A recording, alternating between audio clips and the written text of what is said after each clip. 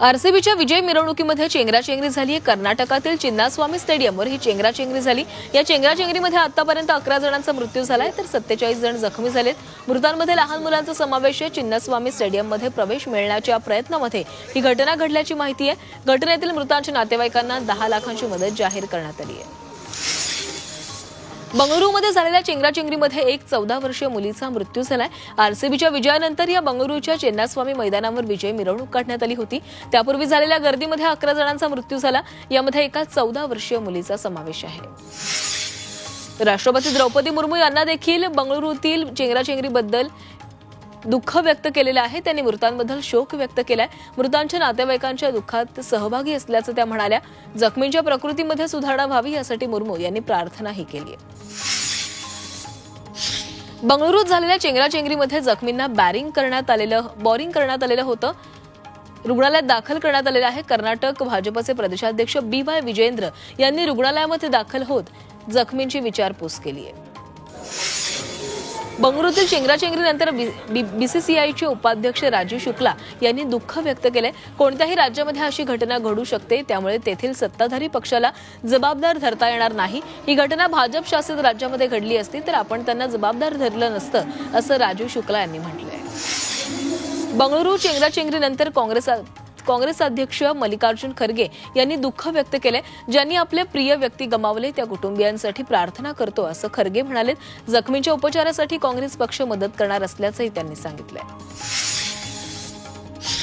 समृद्धी महामार्गाच्या शेवटचा टप्पा आजपासून सेवेमध्ये दाखल होणार आहे. मुख्यमंत्री देवेंद्र फडणवीसांच्या हस्ते इगतपुरी ते आमणे या 76 किलोमीटर अंतरावरील शेवटच्या टप्प्याचं आज लोकार्पण होईल. त्यामुळे आता नागपूरहून मुंबई अवघ्या 9 तासामध्ये गाठता येणार आहे. दोन्ही उपमुख्यमंत्रीही या कार्यक्रमाला उपस्थित राहतील. वाशी ते मानखुर्द प्रवास आजपासून सुसाट होणार आहे. लोकार्पणाच्या प्रतीक्षेत असलेल्या वाशी खाडी पुलाच्या दुसऱ्या बाजूचे लोकार्पण मुख्यमंत्री देवेंद्र फडणवीसांच्या हस्ते आज ऑनलाईन पद्धतीने पार पडेल. त्यामुळे आता वाशी खाडी पुलावरून मुंबईच्या दिशेने प्रवास जलद होणार आहे. लाडक्या बहिणींसाठी आनंदाची बातमी आहे, कारण लाडकीला मे महिन्याचा हप्ता येण्यास सुरुवात झाली आहे. आजपासून लाडक्या बहिणींच्या खात्यामध्ये पैसे जमा होणार आहेत. महिला व बालविकास मंत्री आदिती तटकरे यांनी ही माहिती दिली आहे. रायगड किल्ल्यावर शिवराज्याभिषेक सोहळा पार पडणार आहे. या सोहळ्याच्या पार्श्वभूमीवर रायगड किल्ल्याकडे जाणाऱ्या महामार्गांवर जड अवजड वाहनांना बंदी घालण्यात आलेली आहे. त्यामुळे यंदा शिवराज्याभिषेकासाठी रायगडावर जाणाऱ्या शिवभक्तांचा प्रवास सुखकर होणार आहे. पाकिस्तानी गुप्तहेर रवी वर्माला कोर्टात हजर केले जाणार आहे. रवी वर्मावर नौदलाची माहिती पाकिस्तानला दिल्याचा आरोप आहे. या प्रकरणी ATS कडून त्याला अटक करण्यात आलेली आहे. आज रवी वर्मा याची पोलीस कोठडी संपणार.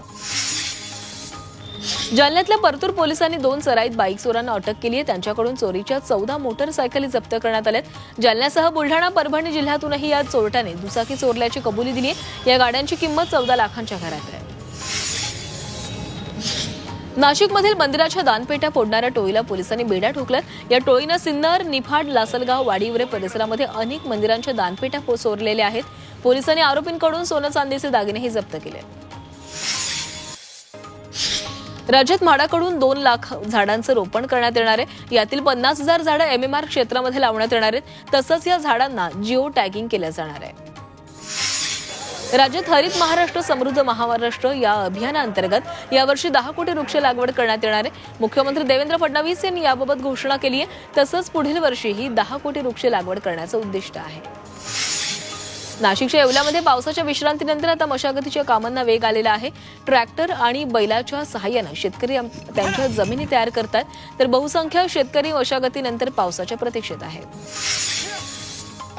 नाशिकच्या लासलगावात विद्युत सुरक्षा सप्ताह रॅलीचं आयोजन करण्यात आलं. विद्युत वितरण कंपनीच्या 20व्या वर्धापन दिनानिमित्त या रॅलीचं आयोजन केलं गेलं. या रॅलीमध्ये जनजागृतीच्या संदर्भात विविध फलक हातात घेऊन नागरिकांना आवाहन करण्यात आलं. येवला शहरात मारवाडी समाजाच्या वतीनं महेश नवमी निमित्त भव्य शोभायात्रा काढण्यात आली. भगवान शंकर आणि पार्वती यांच्या पूजनाने लक्ष्मीनारायण मंदिरापासून या भव्य शोभायात्रेला सुरुवात झाली. या शोभायात्रेमध्ये लेझिम झांज पथकाचं सादरीकरण करण्यात आलं. तसंच पालखी मिरवणूक देखील काढण्यात आली. शहापुरातील अल्याणी गावामध्ये झोपेत एका तरुणीला साप चावलाय. त्यामुळे या तरुणीला रुग्णालयामध्ये उपचारासाठी दाखल करण्यात आलं. मात्र रुग्णालयात सोयी सुविधा नसल्यानं तरुणीचा मृत्यू झाला. या घटनेमुळे नागरिकांनी संताप व्यक्त केला आहे. मुंबईच्या विक्रोळीतील कंदमवार नगरामध्ये एका बेस्ट बसनं रस्त्यावरून जाणाऱ्या महिलेला धडक दिली आहे। या प्रकरणी विक्रोळी पोलिसांनी बस चालकाला अटक केली आहे। त्याचबरोबर बसही जप्त करण्यात आली। तसंच पोलिसांकडून अधिक तपास सुरू आहे। भंडाऱ्यात गोबारवाही पोलिसांनी मॅग्नीज चोरणाऱ्यांना दोघांना बेड्या ठोकल्यात। पवनार खारीमध्ये नाकाबंदी दरम्यान एका कारमधून 2655 किलो मॅग्नीज जप्त केले। नंबर प्लेट नसलेल्या या कारमधून या मॅग्नीजची अवैधरित्या वाहतूक सुरू होती। मुंबई गोवा महामार्गावर काशेणे गावाजवळ दुचाकीचा भीषण अपघात झालाय। कार चालकाचं नियंत्रण सुटल्यानं दुचाकीला जोरदार धडक दिली। या धडकेमध्ये दुचाकीस्वाराचा जागीच मृत्यू झालाय। नागपूरमध्ये सासरच्या जाचाला कंटाळून एका विवाहितेनं आत्महत्या केलेली आहे। सासरकडून लग्नात आलेल्या खर्चाची मागणी केली जात होती, त्यामुळे सततच्या जाचाला कंटाळून विवाहितेनं गळफास घेतलाय। संरक्षण सेवेतील महिला अधिकाऱ्यांनी ऐतिहासिक नौकानयन मोहिमेची नोंद केलेली आहे। स्वदेशी बनावटीच्या त्रिवेणी जहाजावरून या महिलांनी 3600 नॉटिकल मैलांचा प्रवास 55 दिवसांमध्ये पार केलाय। 7 एप्रिल रोजी महिलांनी या प्रवासाला सुरुवात केली होती। दरम्यान काल मुंबईमध्ये त्यांचं जंगी स्वागत करण्यात आलं।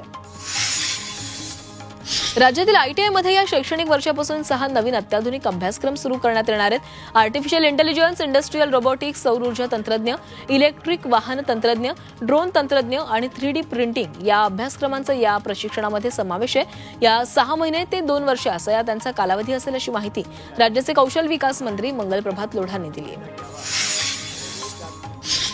11वी प्रवेशासाठी जूनपर्यंत 12,20,000 विद्यार्थ्यांनी नोंदणी केलेली आहे आणि त्यामध्ये मुंबईतील 1,19,592 जणांची नोंदणी झाली आहे। मुंबईत प्रवेश प्रक्रिया सुरळीत होत असली तरी काही ठिकाणी अजूनही अडचणींचा सामना करावा लागतोय। प्रवेश प्रक्रियेचा आज शेवटचा दिवस असल्यानं विद्यार्थ्यांची चिंता वाढली आहे।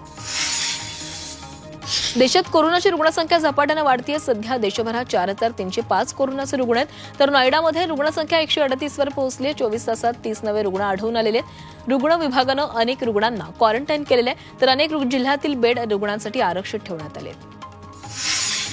ठाणे जिल्ह्यात शासनातर्फे कर्करोग तपासणी आणि जनजागृती मोहीम राबवली जाते।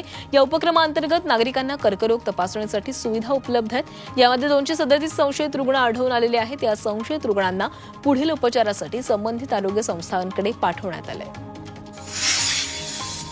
केंद्र सरकारनं 41 नवीन औषधांच्या किरकोळ किमती निश्चित केल्यात। मधुमेह, ताप, ताण, तणाव या हृदयसंबंधी औषधांची किंमत निश्चित करण्यात आलेली आहे। औषधी कंपनींना केवळ जीएसटी लावण्याचा अधिकार देण्यात आला आहे।